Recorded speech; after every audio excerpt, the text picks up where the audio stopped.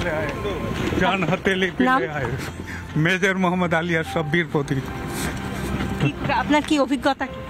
আর আমার অভিজ্ঞতা যে এই যে আপনারা তো আমাদের সম্মান দিলেন, আমরা খুব সম্মানিত বোধ করেছি। 53 বছর পর একটা আজকে বিজয় দিবস, কিভাবে দেখছেন আজকে বাংলাদেশে এই পরিস্থিতি? আমি দেখছি খুব আনন্দের লাগছে, খুবই আনন্দ পাচ্ছি, খুবই সুখ অনুভব করছি। এদেশে যখন আসেন বিজয় দিবসে কেমন লাগে প্রত্যেক বছর, আর এবছর কি একটু আলাদা? বাংলাদেশ তো খুব একটা ভালো নেই। বছর আসি না, আমাদেরকে আমি 8-10-12 বছর পূর্বে এসেছিলাম, আর আমি ইন্ডিয়াতে 48 বছর পূর্বে কোর্স করেছি মাওতে, সিগন্যাল অফিসার বেসিক কোর্স।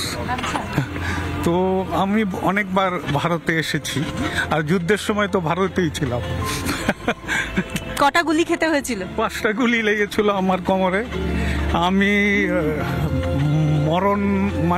মরতে মরতে বেঁচে গেছি।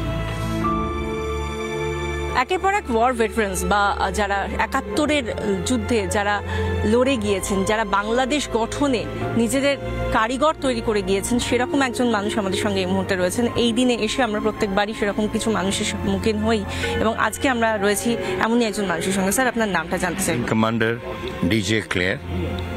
আমি কলকাতা থাকি, আমার বউ বাঙালি, বাঁকুড় রাজবাড়ি মেয়ে। আমি বাংলা বলতে পারি না, খুব ভালো বলছেন। একটু চেষ্টা করে বলতে চাই। আজকে আমি আপনাকে একবার দেখানোর জন্য বলবো, আমার যিনি ভিডিও জার্নালিস্ট রয়েছেন, মানে এই মেডেলগুলো কোনো একজন সেনা তাকে অর্জন করতে হয়। এবার আমি মাই ফাদার্স মেডেল, এই আমার বাবার মেডেল, মহাবীর চক্র, moon medal. Mahavir Chakra is second highest award in the country. একদমই। এবং সেই জায়গা থেকে যারা এই সেনাকে চোখ রাঙায়, সেই বাংলাদেশি সেনা যারা এখন বলছেন, আমরা দেখতে পাচ্ছি যে কেউ বলছে 7 সিস্টার্স নিয়ে নেবো, কেউ বলছে কলকাতা 4 দিনে দখল করবো, কেউ বলছে বাংলা, বিহার, উড়িষ্যা নিয়ে নেবো। এত সহজ sir? You think it is possible? You think Hindustan is a sissy? We are fighters. Nobody can come and we go to save people. Nobody can touch our soil. এটা হতে পারি না, হতে দেবে না, and India will remain India, and India is going to be a superpower very soon. আমরা এখানে যেখানে দাঁড়িয়ে রয়েছি, 71-এর যুদ্ধের অন্যতম কারিগর ছিল এই ইস্টার্ন কমান্ড, এবং তাদের তরফ থেকে সেটা অ্যালবার্ট এক্কা হন বা আরো অনেকে, যারা 93,000 পাক সেনাকে সারেন্ডার করতে বাধ্য করেছিল। আজকে এই 53 বছরের বিজয় দিবসে এসে কিভাবে দেখছেন, সেই স্মৃতিটা কিভাবে আপনার সামনে উঠে আসে? আমার দিল হার্ট ব্রেকন কমপ্লিটলি, যে যখন সিচুয়েশন ছিল ওই situation we are back to square one. এত রক্তদান, এত লাইভস গোয়ান, এত people died two liberate Bangladesh from east Pakistan. এই মুহূর্তে আমার সঙ্গে যে প্রতিনিধিরা রয়েছেন, আমার সঙ্গে রয়েছেন সন্তু পান পেট্রাপোল সীমান্ত থেকে, আমার সঙ্গে রয়েছেন টিটপ পেট্রাপোল সীমান্ত থেকে, এবং বিশাখাত রয়েছেনই ফোর্ট উইলিয়াম থেকে। প্রত্যেকের কাছেই তাদের এই মুহূর্তের অভিজ্ঞতা, তারা যা দেখছেন, তারা যা শুনছেন, সেগুলো জানতে চাইব। কিন্তু সবার আগে এই মুহূর্তে সন্তু তোমার কাছে যাব। পেট্রাপোল সীমান্ত একটা অন্য মানে সবসময় বহন করে আমাদের জন্য, ভারতীয়দের জন্য এবং বাংলাদেশিদের জন্য। ভারত থেকে বাংলাদেশের যে যোগাযোগ, যে সেতু, মানুষের যে সেতু, তার সবসময় একটা চিহ্ন হয়ে, দিক নির্দেশ হয়ে দাঁড়িয়ে থাকে পেট্রাপোল। 71-এর মুক্তিযুদ্ধ, তার আগে, তার পরে এবং আজও। আজকে কি দেখছো পেট্রাপোলে সন্তু?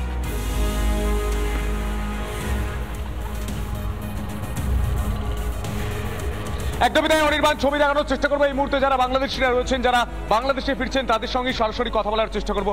স্যার, আপনি বাংলাদেশে ফিরছেন, ভারতে ছিলেন, তো বাংলাদেশে আজকে তো বিজয় উৎসব, সেই বিজয় উৎসব কি পালন হচ্ছে বাংলাদেশে? জি হচ্ছে তো। অনেকেই তো বলছেন হচ্ছে না, এবং আমরা দেখতে পেলাম মুজিবুর রহমান, যার জন্য বাংলাদেশ স্বাধীন পেল, একটা স্বাধীন পতাকা পেল, স্বাধীন ভাষা পেল, স্বাধীন দেশ পেল, সেই মুজিবুর রহমানের মূর্তি ভাঙা হলো, মাথার উপর প্রস্রাব করা হলো, ইন্দিরা গান্ধীর লাইব্রেরি ভাঙা হলো। এই ছবিগুলো দেখে আপনি বাংলাদেশি হিসাবে কি বলবেন?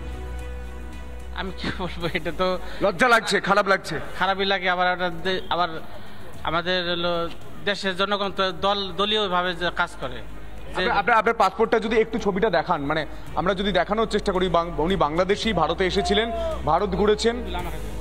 হ্যাঁ হ্যাঁ, আমি পাসপোর্টটা যদি একটু দেখানো যায়। উনি বলছেন যে উনি এসেছিলেন। ভারত কেমন লাগলো স্যার? ভারত খুব সুন্দর। কিন্তু আজ তো দেখতে পাচ্ছেন ভারতে বিজয় দিবস পালন হচ্ছে, ফোর্ট উইলিয়ামে হচ্ছে, এটা হওয়া উচিত তো?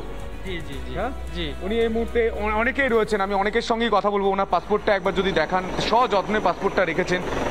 এই পাসপোর্টে এখনো অনির্বাণ লেখা রয়েছে। এই এখনো আমি হাত দেবো না, গণপ্রজাতন্ত্রী বাংলাদেশ। অনির্বাণ, গণপ্রজাতন্ত্র, এই প্রজাতন্ত্রটা কি রয়েছে বাংলাদেশে? এটা যখন প্রশ্ন উঠছে, অনেকেই প্রশ্ন তুলছে, অনেকেই খুল্লাম খুল্লা বলতেও পারছেন। আমি কথা বলার চেষ্টা করি। তো ভারতে এলেন, ঘুরলেন, দেখলেন, কি মনে হলো ৭১-এর যে যুদ্ধ, সেই যুদ্ধে ভারত যেভাবে আপনাদের পাশে ছিল, আজ অনেকেই স্লোগান দিচ্ছে ভারত যাদের মামা বাড়ি, বাংলাদেশ ছাড়ো তাড়াতাড়ি, এটা কি ঠিক হচ্ছে? না, এটা আসলে ঠিক না, কিন্তু সহজ করে দিলে আমার মতে ভালো হতো আর কি, যে ঘুরে ফেরাটাও ঠিক থাকতো। এবং মুজিবুর রহমানের মূর্তি ভেঙে দেওয়া হচ্ছে, প্রস্রাব করা হচ্ছে মূর্তির মাথায়। এটা হলো ভিন্ন ধরনের ব্যাপার, রাজনৈতিক ব্যাপার। বাংলাদেশ এখন কেমন আছে? বাংলাদেশ সুস্থ আছে, সুন্দর আছে আর কি, ইনশাল্লাহ সব ভালো আছে। সব ভালো আছে? হ্যাঁ, সব ভালো আছে। কিন্তু অনেকেই বলছেন ওখানে মারধর করা হচ্ছে, সনাতনী হিন্দুদের মারধর করা হচ্ছে। হ্যাঁ, এটা ভুয়া কথা। কিছু মিডিয়ারা প্রচার করার জন্য অনেক ছবিতেও তো দেখা যাচ্ছে মহিলা চিৎকার। একদিন একটা সমস্যা হয়েছে, সেই হিসাবে দেখা যাচ্ছে সারা মাসই দেখা যাচ্ছে। আর এই মোহাম্মদ ইউনূস কেমন?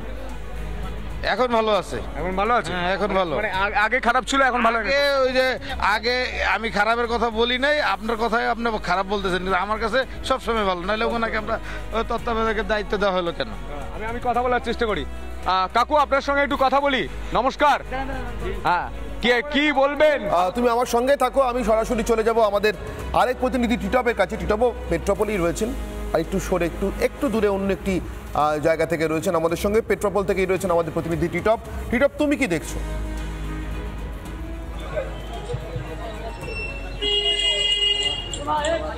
দেখো, একদম তাই। সন্তু যেখানটা রয়েছে, অর্থাৎ যেখানে ভারত থেকে বাংলাদেশ যাচ্ছে, আর আমি যেখানে রয়েছি বাংলাদেশ থেকে যারা ভারতে প্রবেশ করছে সেই গেট। এই তুমি দেখতে পাচ্ছ, এখান দিয়ে ২-১ জন করে বাংলাদেশ থেকে যারা আসছেন তাদের সাথে একটু কথা বলার চেষ্টা করবো। দিদি, কোথা থেকে এসেছেন? বাংলাদেশ থেকে। কি পরিস্থিতি ওখানে? কি পরিস্থিতি? তো বেশি ভালো না। খুব ভালো না? না। আচ্ছা, আপনি কোথায় থাকেন? বাংলাদেশে থাকি। এখানে বাংলাদেশে। কি চাইবেন? আমাদের তো পার্শ্ববর্তী দেশ বাংলাদেশ। এই পরিস্থিতি, আজকে বাংলাদেশের বিজয় দিবস, বিজয় উৎসব, আজকের দিনে এই অবস্থা, কি বলবেন? কি বলবো, আমি তো অত বুঝি না, সেজন্য তো। দেখো, একদম এখনো যারা আসছে তাদের সাথে একটু কথা বলবো, যারা বাংলাদেশ থেকে আসছেন তাদেরকে। দিদি, কি পরিস্থিতি বাংলাদেশে? ভালো আপাতত। আমি আরেকটা ছবি দেখাচ্ছি, অর্থাৎ এই যে টোটো লাইনগুলো রয়েছে, এই টোটোগুলো একসময় কিন্তু এই জায়গাটায় পুরো ভরপুর থাকতো। তার কারণ বাংলাদেশ থেকে প্রচুর মানুষ তারা ভারতে আসতো। আজকের দিনে দাঁড়িয়ে তোমাকে দেখাচ্ছি ছবিটা, প্রত্যেকটা অটো যারা রয়েছেন সেগুলো কিন্তু কার্যত এক প্রকার পায় ফাঁকা বলা চলে। অর্থাৎ এই জায়গা দিয়ে, যেখান দিয়ে প্রচুর মানুষ তারা আসতেন, কিন্তু এখন সেই সংখ্যাটা একদম হাতে গোনা। ধন্যবাদ টিটপ, আপাতত ধন্যবাদ তোমাকে। সন্তু এবং বিশাখাও তোমাদের নানা ধরনের কন্টেন্ট দেখার জন্য লাইক করুন, শেয়ার করুন আমাদের ফেসবুক পেজ, সাবস্ক্রাইব করুন আমাদের ইউটিউব চ্যানেল। পাশাপাশি অন্যান্য ব্রেকিং নিউজের জন্য অবশ্যই চোখ রাখুন রিপাবলিক বাংলায়।